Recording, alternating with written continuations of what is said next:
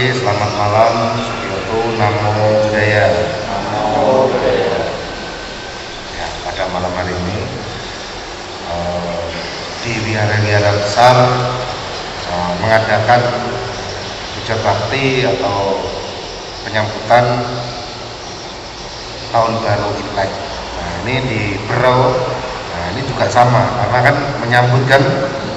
Nah, jadi di Wihara Santigraha tentunya juga melaksanakan atau melakukan puja bakti yang bersamaan dengan puja bakti hari Minggu atau puja bakti umum, sekaligus puja bakti menyambut tahun baru Imlek. Karena tadi pagi pada waktu sekolah minggu, saya sudah bercerita dengan anak-anak sekolah minggu. Walaupun tadi pagi itu sekolah minggu perdana, ya lumayan yang hadir, ada sekitar 13 anak-anak dari sekitar 2 tahunan. Jadi sekitar 2 tahunan anak-anak SMP ini tidak melakukan kegiatan sekolah minggu secara offline. Baru tadi pagi kita lakukan, dan mereka juga sangat antusias, artinya yang bisa hadir dan bisa mengikuti kegiatan SMP. Nah, tadi pagi saya bercerita bagaimana kita sebagai umat Buddha dan juga yang memiliki tradisi-tradisi dari leluhur, bagaimana kita melakukan tradisi itu, menjalankan tradisi itu, tetapi juga tidak keluar dari nilai-nilai Buddhis. Nah, jadi sebagai umat Buddha tentunya kita memiliki pedoman, itu ajaran Buddha atau Dharma. Nah, tadi pagi apa nilai-nilai Buddhis yang terkandung dalam perayaan atau pelaksanaan tradisi pergantian tahun Imlek. Nah, pada malam hari ini bagaimana kita sebagai umat Buddha dan juga sebagai menjalankan tradisi dari leluhur, bagaimana merayakan tahun baru Imlek atau Xinjia sesuai dengan ajaran Buddha. Nah, karena kita ketahui dan saya baca dari berbagai sumber bahwa Xinjia atau tahun baru Imlek itu bukan produk agama, jadi bukan hari raya agama. Walaupun pada saat ini beberapa tahun yang lalu pemerintah menetapkan Imlek adalah hari raya Konghucu, tetapi kenyataannya Imlek ini adalah perayaan untuk semua orang, tentunya atau khususnya pada keturunan Tionghoa yang dimanapun berada, yang ada di Tiongkok ataupun di perantauan atau di Indonesia sendiri. Nah, jadi Imlek itu ada bahkan sebelum agama Buddha. Nah, karena kita ketahui Imlek sudah 2700-an kalau tidak salah. Nah, kalau Waisak atau agama Buddha itu sendiri lahir, itu kita peringati 2565. Tentunya Imlek ini adalah tradisi yang sudah lama ada. Nah, kalau dari sumber yang saya baca, Imlek ini adalah perayaan menyambut musim semi. Nah, karena dari musim dingin berganti ke musim semi. Nah, itu dirayakan, menyambut karena para petani bisa melakukan atau mengolah tanahnya atau bertani dengan baik. Nah, di dalam agama Buddha sendiri tidak pernah melarang, kita atau umatnya dalam menjalankan tradisi selama dalam menjalankan tradisi itu didasari dengan pandangan benar, bisa bermanfaat untuk diri kita ataupun orang lain. Nah, tentunya Imlek ini adalah suatu tradisi. Apakah tradisi yang kita lakukan ini bermanfaat? Nah, sangat jelas bermanfaat. Nah, kita akan gali, akan kita bahas bagaimana kita merayakan ala Buddhis.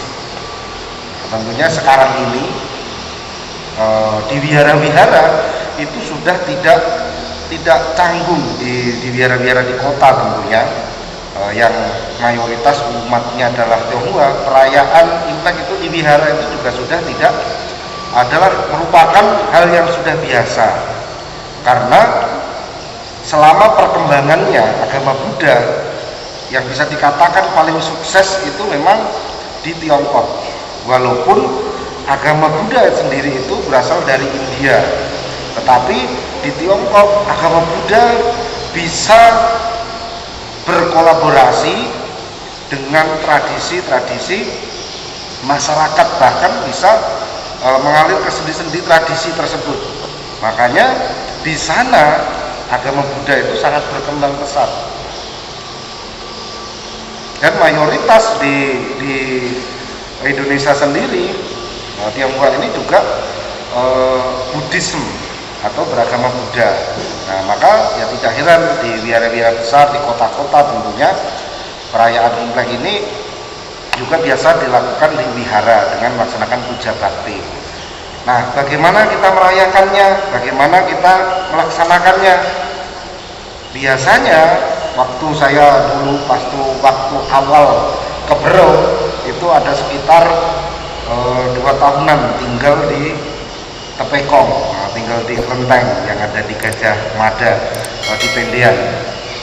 Nah, jadi beberapa hari sebelum Imlek itu kita melakukan kerja bakti, melakukan bersih-bersih di Tepekong. Tentunya di rumah kita juga melakukan. Nah, itu juga nilai luhur sebenarnya.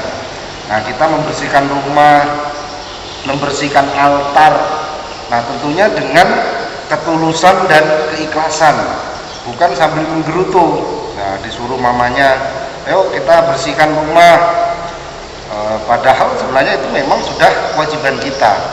Tidak harus mau imlekan atau apapun, sebenarnya kita membersihkan altar, membersihkan rumah itu juga suatu kebajikan, suatu kewajiban kita juga. Nah, jadi di situ ada nilai luhur, kita membersihkan altar, kita membersihkan rumah. Nah, pada waktu malam pergantian tahunnya, nah biasanya karena saya juga kadang sering diundang oleh umat yang di sekitar Kelenteng, diajak makan malam. Nah, jadi pada waktu pergantian tahun ini semua keluarga ngumpul makan malam bersama. Nah, di situ adalah suatu reuni keluarga. Nah, biasanya kalau tidak musim pandemi itu kita kumpul dengan keluarga-keluarga orang tua kita. Jadi di situ ada nilai luhur juga, nilai-nilai kekeluargaan yang biasanya makan tidak pernah bersama. Ada di sini yang kalau makan selalu bersama, anaknya, bapaknya, mamanya bareng-bareng. Jarang sekali kan. Nah, mungkin pas makan pagi anaknya belum bangun, papanya sudah mau berangkat kerja, sarapan duluan. Siang anaknya masih sekolah, bapaknya sudah pulang makan, juga tidak ketemu lagi. Nah, di malam pergantian tahun ini memang dikhususkan, tetapi kita tidak perlu fokus terhadap makanannya, tetapi bagaimana kita berkumpul, memperbaiki hubungan keluarga, mempererat lagi kekeluargaan kita. Nah, itu adalah juga nilai-nilai luhur dalam perayaan pergantian tahun. Nah, di situ juga kita ada berkah. Nah, seperti yang tadi pagi saya sampaikan, di perayaan Imlek itu juga ada berkah utama. Ada berkah yang terdapat di dalam salah satu sutta, yaitu Manggala Sutta. Pada malam pergantian tahun biasanya kita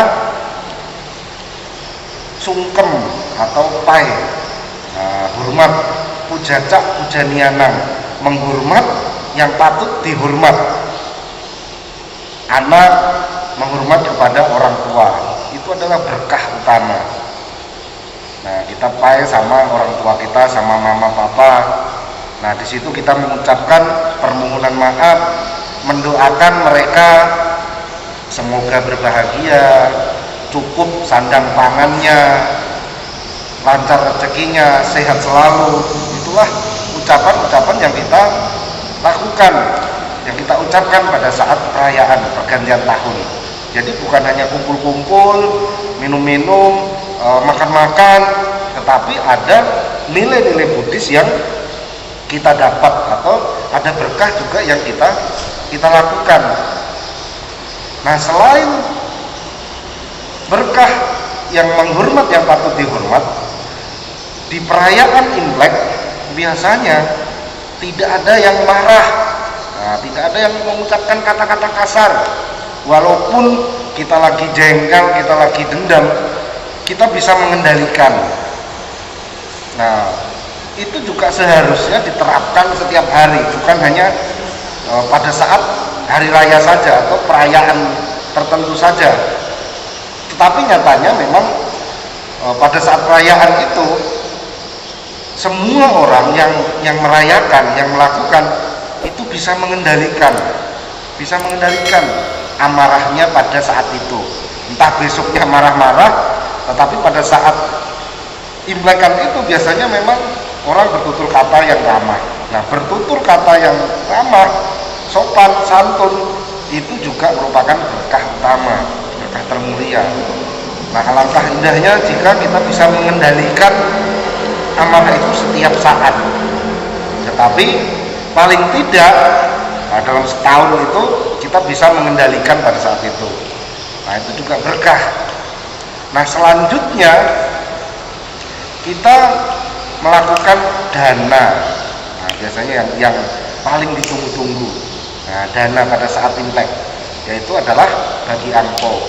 Nah, ketika pagi hari malam pergantian paginya di depan rumah kita sudah ada anak-anak ataupun para pengemis, fakir miskin yang minta angpau, kita juga tidak perlu marah-marah. Jangan menukar kebahagiaan kita dengan hal-hal yang sepele. Nah, itu yang sering kita lakukan. Nah, bahkan saya sendiri pun seperti itu. Artinya kadang kita tidak sadar menukar kebahagiaan kita itu dengan hal-hal yang sepele. Kadang kita makan di warung, kembaliannya kurang 500. Kadang kita marah. Nah, karena saya ini merasa dibodohin ini. Nah, kembaliannya kurang 500. Tetapi di luar hal itu kita tidak menyadari kita sudah menukar kebahagiaan kita dengan hanya uang 500. Memang uang 500 itu juga berharga karena 1 juta atau 1 miliar, kalau kurang 500 juga tidak bisa disebut 1 miliar atau 1 juta. Tetapi kita tidak boleh menukar kebahagiaan kita dengan hal-hal yang sepele. Nah, jadi ketika ada yang meminta angpau ataupun apa, kalau memang kita mau memberi, ya berilah dengan tulus, dengan ikhlas. Nah, di situ adalah wujud dari dana. Dana adalah kebajikan atau perbuatan baik yang paling mudah dilakukan, makanya di paling bawah dana. Nah, selama di dasa paramita itu juga dana. 10 perbuatan baik juga dana yang paling bawah. Nah, dana adalah memberi. Nah, pada saat perayaan Imlek kita bisa memberi, mengasih angpau. Ini adalah dana. Tidak perlu berapa banyak nominalnya, tetapi dengan keikhlasan itulah yang paling penting. Kita bisa berbagi ke sanak saudara, kepada orang-orang yang memang layak menerima. Nah, di situ adalah praktek dana. Jadi di dalam perayaan Imlek kita juga bisa menemukan nilai-nilai Buddhis yang sesuai dengan ajaran Buddha. Jadi kita sebagai umat yang beragama juga juga tidak melupakan tradisi. Maka kita bisa menjalankan agama kita, juga bisa berkolaborasi dengan tradisi yang sudah kita lakukan. Nah, tetapi yang perlu diingat adalah didasari dengan pandangan benar atau sama titik. Nah, jadi setiap tradisi apapun, kalau itu memang bermanfaat, tentunya bagi diri kita sendiri ataupun bagi orang lain, ya kenapa tidak kita lakukan. Nah, jadi lakukanlah hal-hal yang bisa bermanfaat. Nah, jika memang tradisi itu tidak bermanfaat atau sebaliknya merugikan diri sendiri ataupun merugikan orang lain, ya tentunya kita bisa memilahnya, mana yang baik, mana yang buruk, mana yang perlu kita lakukan dan mana yang perlu kita tinggalkan. Maka di dalam perayaan tahun baru Imlek ini tahun 2022, kita bisa memperbaiki keburukan-keburukan yang telah kita lakukan di tahun sebelumnya, itu tidak perlu kita ulang di tahun yang baru ini. Hal-hal baik yang belum kita lakukan di tahun sebelumnya, kita harus munculkan, kita harus kembangkan, kita harus lakukan di tahun yang baru ini. Jadi kita meninggalkan yang buruk, kembangkan yang baik. Nah, jadi hal-hal buruk yang tidak pernah muncul, yang belum muncul, ya jangan dimunculkan, jangan dilakukan. Nah, jangan semua berpedoman hipasiko, semua harus dibuktikan, ya tidak perlu. Nah, kalau cabai itu pedas, sambal itu pedas, hipasiko, mau makan cabai ya pedasan. Nah, jadi tidak semuanya harus hipasiko. Nah, maka di tahun 2022 ini saya juga mengucapkan selamat menyambut tahun baru Imlek. Semoga kesehatan, rezeki, kebahagiaan ada pada kita semua. Mari kita menyambut atau menjalankan agama dengan tradisi juga bisa berjalan bersamaan, yang tidak meninggalkan nilai-nilai luhur atau nilai-nilai Buddhis yang sudah kita bahas tadi. Bagaimana kita menghormat kepada orang tua kita, bagaimana kita bertutur kata, bagaimana kita melakukan kebajikan dengan bidana. Itulah nilai-nilai Buddhis, nilai-nilai luhur di dalam perayaan Imlek yang bisa kita dapat. Jadi bukan hanya pestanya saja, tetapi ada dhamma, ada berkah yang kita dapatkan. Nah, itu yang bisa saya sampaikan pada malam hari ini. Semoga apa yang saya sampaikan pada malam hari ini bisa bermanfaat untuk kita semua tentunya, dan pada semua makhluk, baik yang terlihat maupun yang tidak terlihat. Semoga kita semua selalu mendapatkan kebahagiaan, terbebas dari segala mara bahaya. Sabe sata bawatu sukitata, semoga semua makhluk hidup berbahagia. Sadu, sadu, sadu.